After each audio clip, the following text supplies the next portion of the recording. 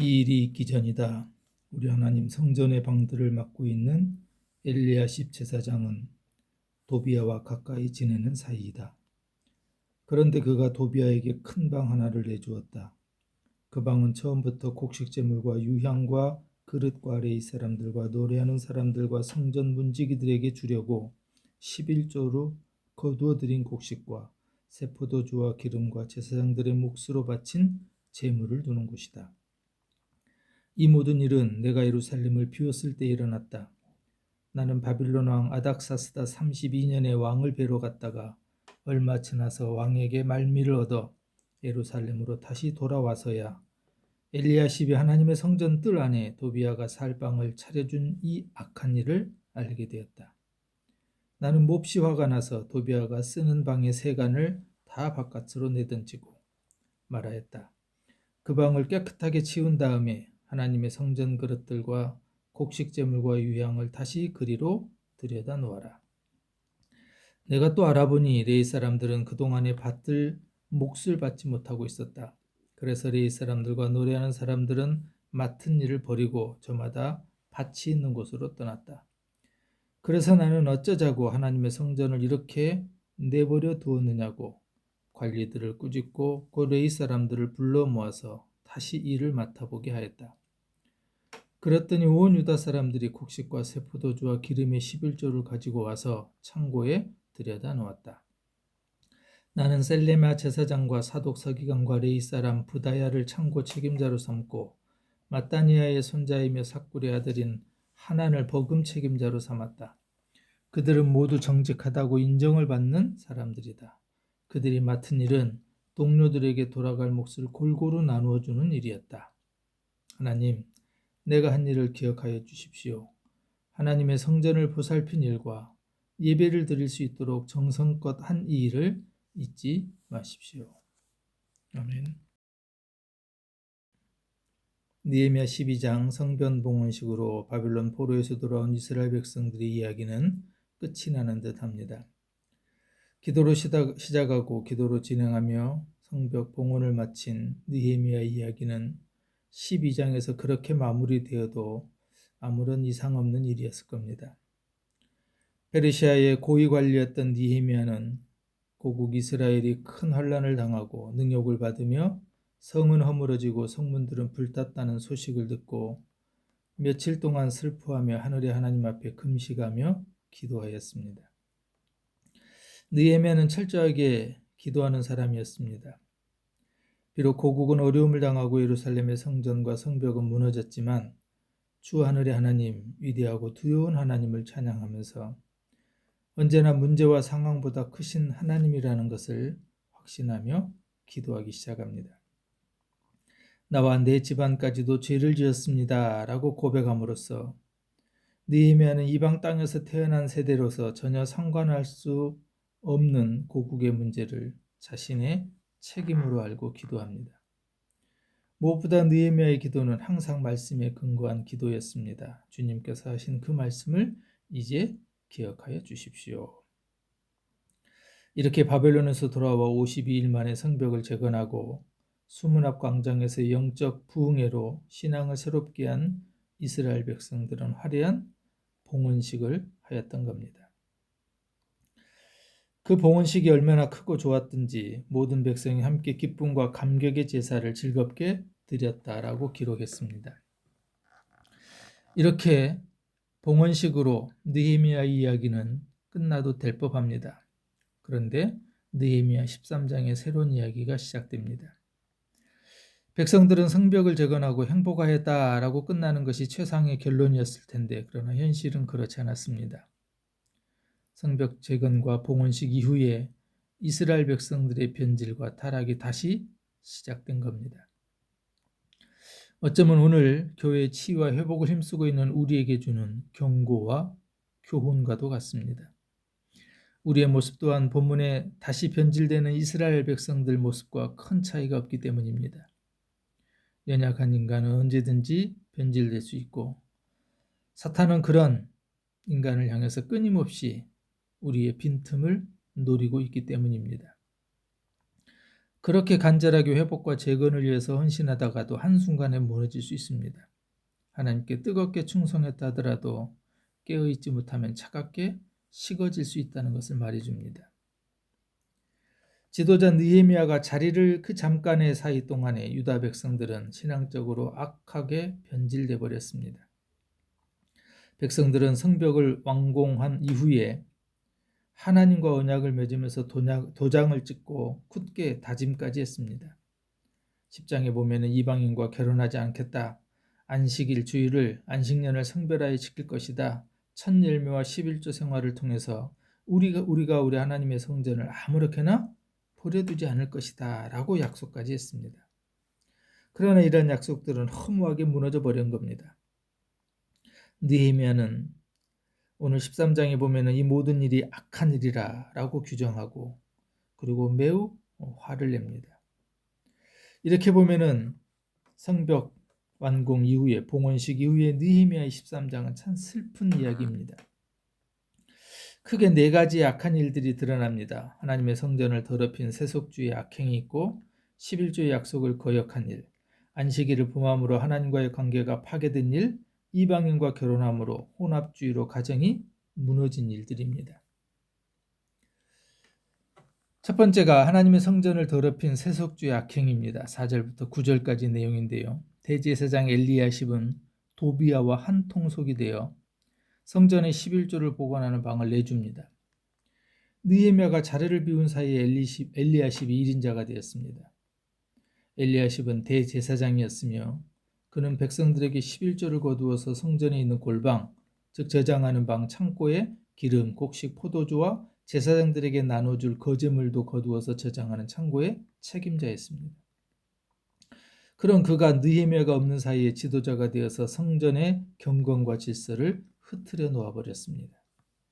그런데 이 방 하나를 내준 이 도비야가 누구입니까? 성벽을 재건할 때 계속해서 성벽 재건을 방해하고 비난하고 백성들을 이간질하면서 재건과 회복은 안 될 것이라고 가로막았던 사람이 바로 도비야였습니다. 악한 사탄을 상징하는 인물이죠. 그런데 놀랍게도 이 도비야가 성전 안에 방을 마련해 놓고 자기 세간을 갖다 놓고 방을 차지하며 사는 기가 막히고 무서운 일이 일어난 겁니다. 이렇게 무너진 성전에서 드려지는 예배가 엉망이 된 것은 당연한 결과였을 겁니다. 영적 예배가 하루 한순간에 무너진 이 성전은 지도자 엘리야십 한 사람 때문이었습니다. 유다 백성들은 느헤미야 10장에서 그렇게 하나님과 맺은 언약을 모두 파괴해버렸습니다. 느헤미야 10장 39절에서 우리가 우리 하나님의 성전을 아무렇게나 버려주지 않겠다라고 했는데 오늘 느헤미야는 뭐라고 책망하냐면요. 하나님의 성전이 어찌하여 이렇게 내버려 두었느냐라고 탄식합니다. 그런 의미에서 오늘 본문은 우리에게 경고하는 듯합니다.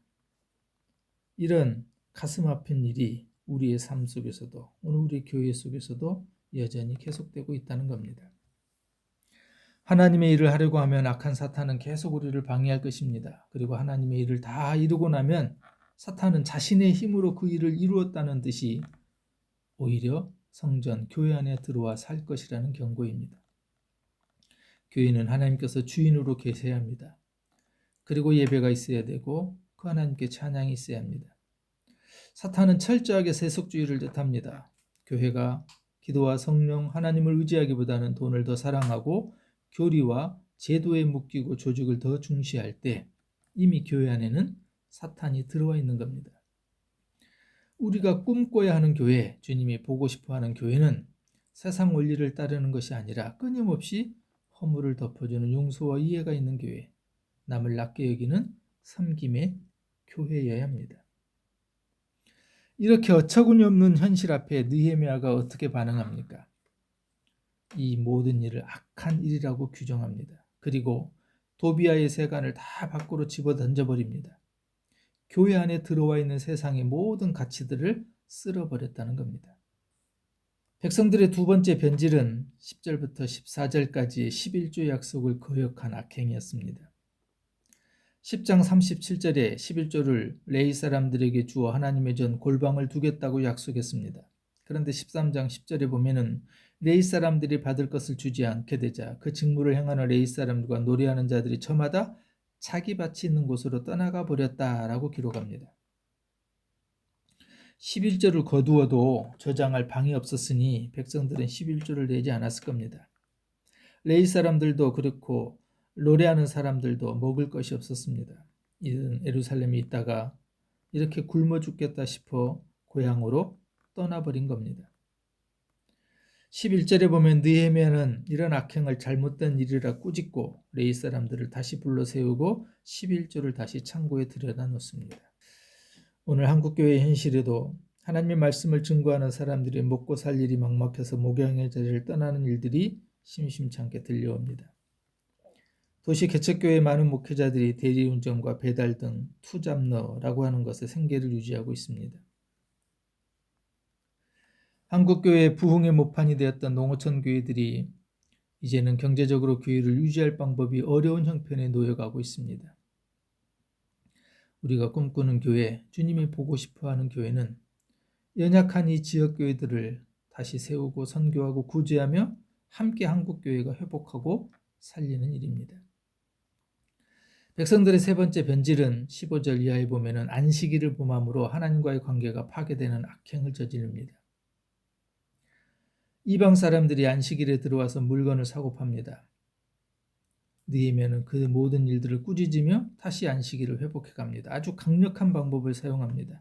19절 20절에 보면은 안식일에 성문을 닫아버리고 아무 거래도 못하게 만들고 장사꾼은 안식일에 성 근처에서 잠도 못 자게 쫓아내버립니다.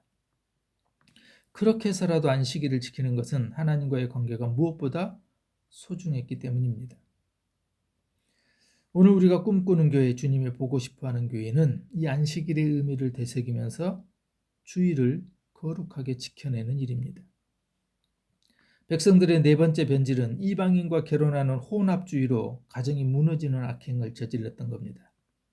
23절에서 28절까지 보면은 이미 이들은 10장에서 우리 딸은 이 땅의 백성에게 주지 않고 우리 아들을 위하여는 저희 딸을 데려오지 않겠다라고 역색했던 인물들입니다.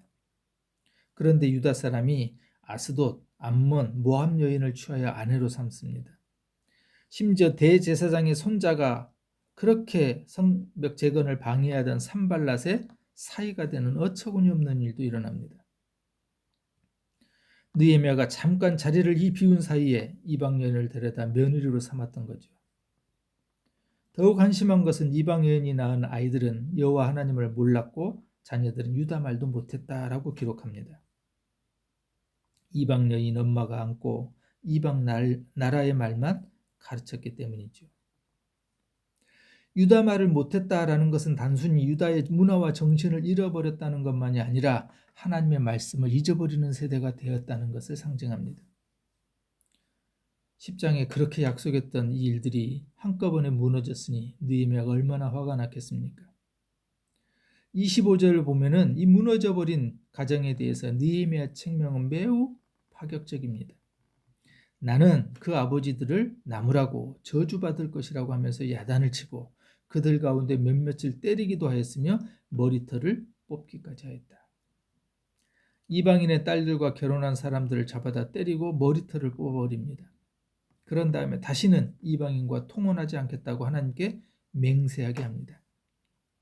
당신들은 당신들의 딸들을 이방 사람의 아들에게 주지 마시오. 당신들과 당신의 아들들도 이방 사람의 딸을 아내로 데려와서는 안 돼요. 그리고 내쫓아버립니다. 이 느헤미야의 회복과 계획은 철저하고 단호하게 진행됩니다.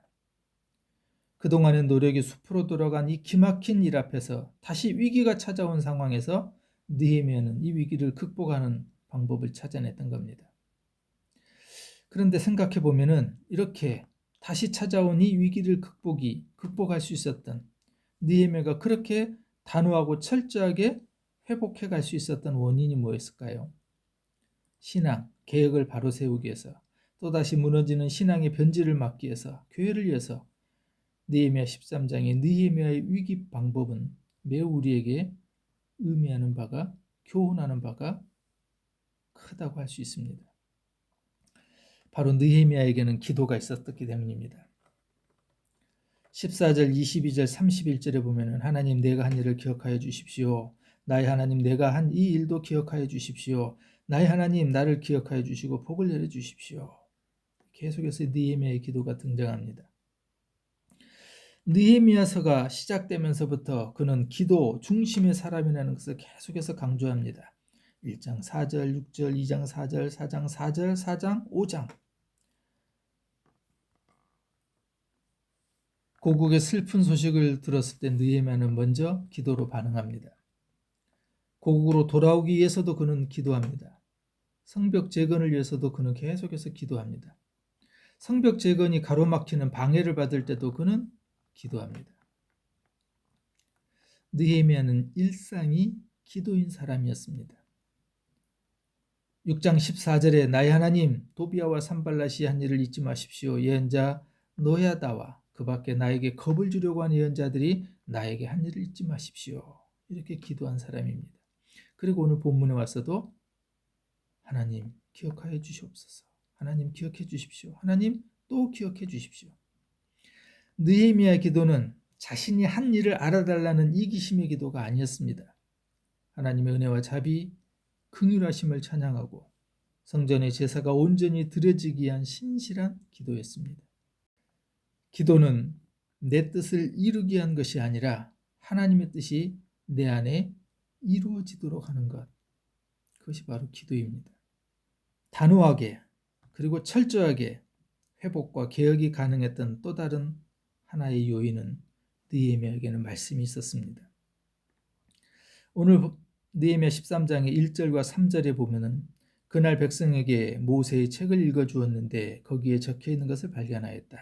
백성은 이 율법의 말씀을 듣고 이방 무리를 이스라엘 가운데서 모두 분리시켰다. 느헤미야는 기도만 있는 사람이 아니라 말씀이 함께 있었던 사람입니다. 그리고 그 하나님의 말씀이 있었을 때 분리와 구분하고 분별할 수 있었습니다. 자신의 생각이나 집단의 의견에 의해서 느헤미야는 움직인 것이 아니라 하나님의 말씀대로 움직였던 겁니다. 시편 1편에 말씀을 붙들고 사는 사람이 복 있는 사람이라고 하였습니다. 복 있는 사람은 악인의 꾀를 따르지 아니하며 죄인의 길에 서지 아니하며 오만한 자의 자리에 앉지 아니하며 오로지 주님의 율법을 즐거워하며 밤낮으로 율법을 묵상하는 사람이다.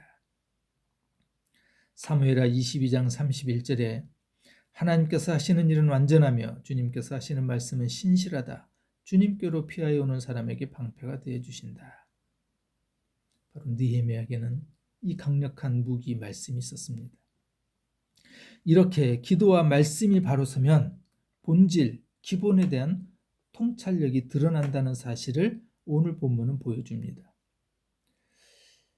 오늘 본문에 보면은 본이 또 본즉이라는 이 단어가 계속해서 반복되는 것을 발견할 수 있습니다. 10절에 본즉 내가 알아보니, 또 15절에 본즉 나의 눈에 띄었다, 23절에 본즉 내가 또 보니, 이렇게 번역합니다. 기도하는 영적인 사람 느헤미야, 말씀에 충실하였던 느헤미야는 사물과 환경을 바라보는 통찰력이 있었습니다. 살피는 것, 이 관찰의 힘은 본질, 다른 말로 기본, 근본이라고 할 수 있는 것을 꿰뚫고 있어야 가능합니다. 그렇기 때문에 문제를 파악하고 말씀의 기준에 맞지 않을 때 정확한 판단을 할 수 있었습니다. 그래서 13장에 보면 느헤미야는 사람을 바르게 세울 수 있었습니다. 그리고 신앙의 질서를 바르게 잡을 수 있었습니다. 오늘 13장의 29절부터 31절에 보면 느헤미야의 마지막 기도로 느헤미야서가 마지막 끝을 맺습니다. 나의 하나님 그들을 잊지 마십시오. 또 사람들에게 때를 정하여 주어서 제단에서 쓸 장작과 처음 거둔 소산을 바치게 하셨사오니 나의 하나님 나를 기억하여 주시고 복을 내려 주십시오. 느헤미야의 마지막 기도는 하나님 좋은 생각을 가지고 나를 기억해 주십시오 라고 기도합니다. 성전이 회복되고 성벽이 재건되는 것, 교회의 치유와 회복, 부흥은 우리의 힘만으로는 안 된다는 것을 느헤미야는 알았습니다. 오늘 이 시대의 교회의 치유와 교회 회복, 교회의 부흥도 마찬가지입니다. 그래서 느헤미야는 하나님 기억해 주십시오. 다른 말로 하면은 하나님, 제게는 하나님 필요합니다. 하는 기도입니다. 오늘 우리에게도 예수님이 필요합니다. 우리의 힘으로 우리의 능력으로 되는 것이 아니라 주님이 함께 하시고 주님이 일하셔야만이 가능하다는 것입니다. 이것이 오늘 느헤미야 13장이 우리에게 주는 교훈입니다. 나의 하나님, 나를 기억하여 주시고 복을 내려 주십시오. 기도합니다. 하나님, 예루살렘 성벽에 다시 찾아온 위기 앞에 느헤미야는 단호하고 철저하게 다시 개혁해 갑니다.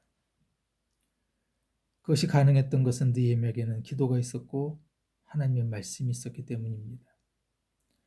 하나님, 우리 가운데도 이 기도와 말씀으로 살게 하시고 그래야 느헤미야가 가졌던 기본에 대한 통찰력을, 그래서 단호하게 모든 것을 버리고 쫓아내버릴 수 있었던 그것처럼 오늘 우리에게도 주의 기도와 말씀으로 살아갈 때 영적인 분별력과 분리와 통찰력을 갖게 하여 주옵소서.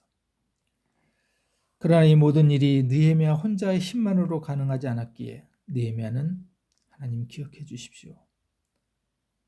하나님 복을 내려 주십시오. 기도한 것처럼 하나님만을 필요로 했습니다. 오늘 한국교회의 회복, 한국교회의 치유, 다시 한국교회가 주님 앞에 아름답게 쓰임받기 위해서 예수님이 필요합니다. 예수님의 도움이 필요합니다. 예수님의 능력이 필요합니다. 우리를 기억해 주시고 다시 우리에게 이 땅 위에 주의 몸 된 교회에 복을 내려 주옵소서. 예수님의 이름으로 기도합니다.